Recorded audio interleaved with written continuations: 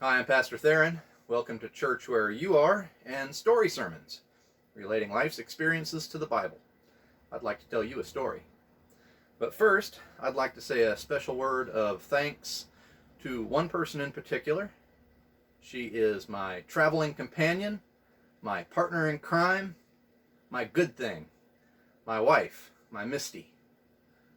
Even before I came downstairs while I was still upstairs getting ready, she had everything set up and ready to go. She believes in me, she supports me, loves me, and I know it because she puts her love into action.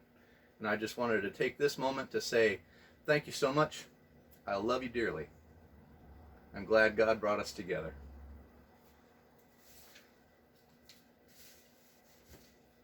Today happens to be Valentine's Day. It is February 14th, 2001, and it's a day that is regarded as a day of love.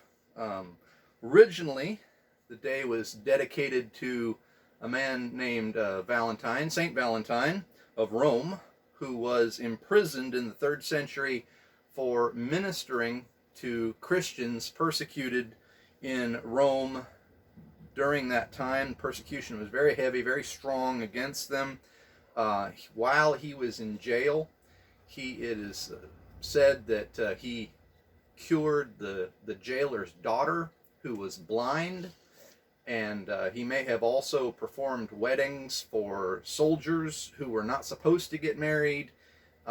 Lots of ministerial and religious things. Before he was executed, legend has it that he wrote a letter to the jailer's daughter and he signed it "Your Valentine." This would go on to become the Valentines that we give to each other, and the little cards and mementos.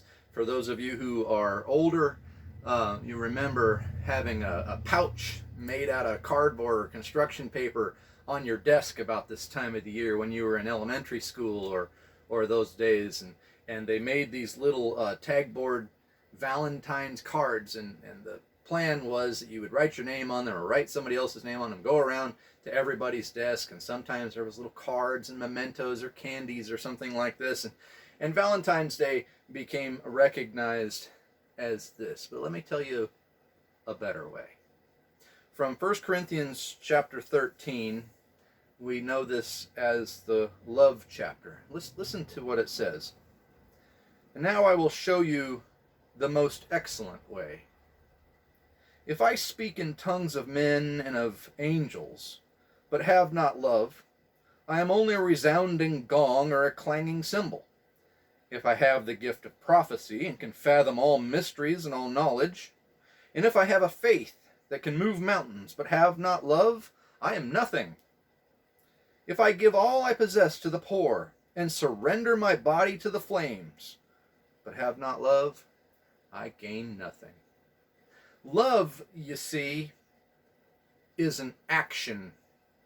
Love is put into action. Love is more than just these cheap mementos that we see this time of the year. Stores, gas stations, even alongside the road, you can find all kinds of Valentine's Day gifts. They are as numerous as someone's imagination. They can be flowers, but the Bible warns against that, you see.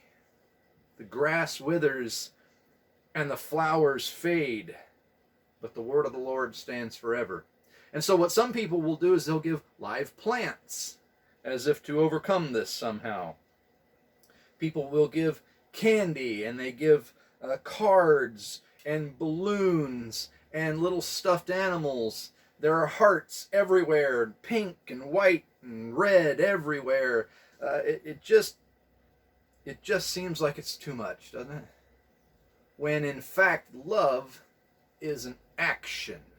Love has to be demonstrated.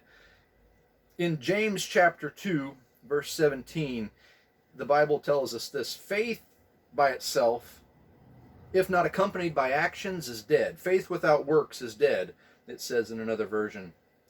It goes on to say, but someone will say, if you have faith and I have deeds, Show me your faith without your deeds. You can't. I'll show you my faith by my deeds. Now, you simply replace the word faith with the word love. You say you have love, but it's not demonstrated. What is it? It's nothing more than a feeling. It has to be expressed. It has to be demonstrated. Love without works seems to be empty.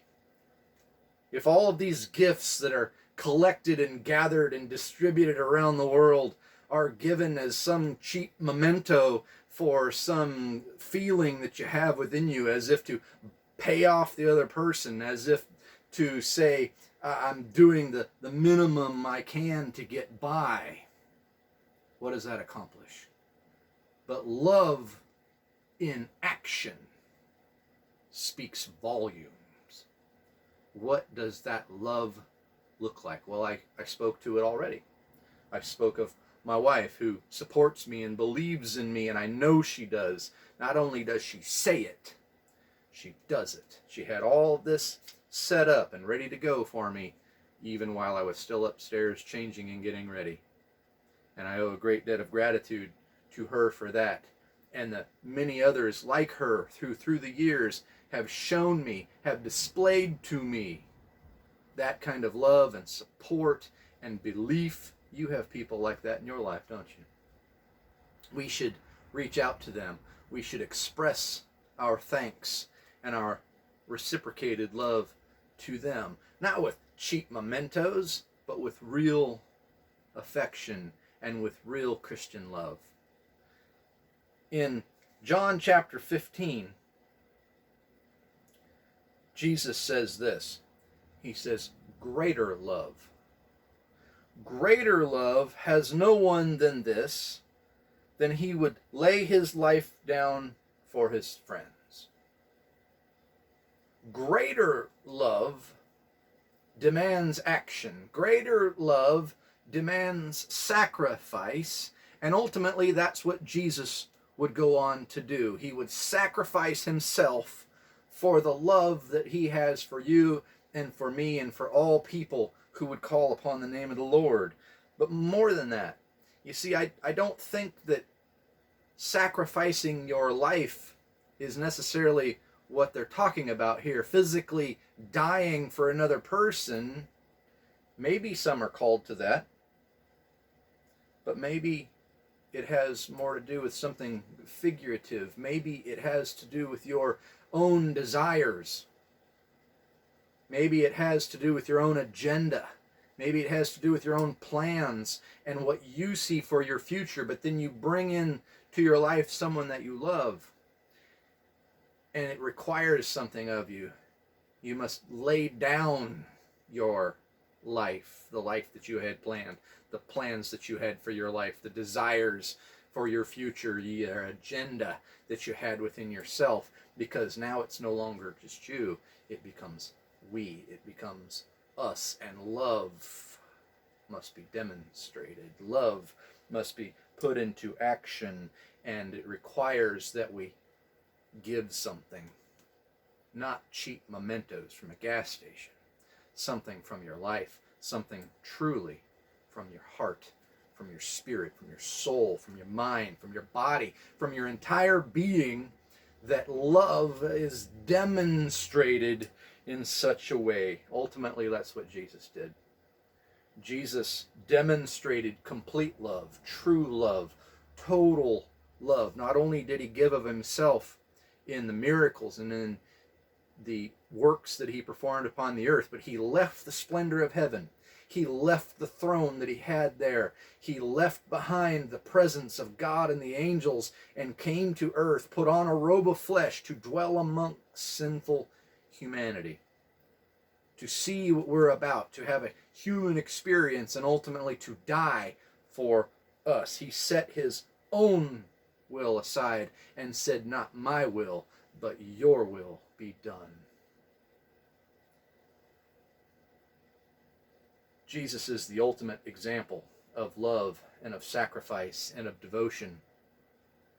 And we as his believers, we as his disciples can follow in his example. Not necessarily giving our lives physically and dying for the other person, though it may come to that someday. But what can a true representation of your love look like if you were to put it into action? Not just words, not just cheap mementos, but truly words and affirmation and belief and love demonstrated, love put into action. Thanks for watching.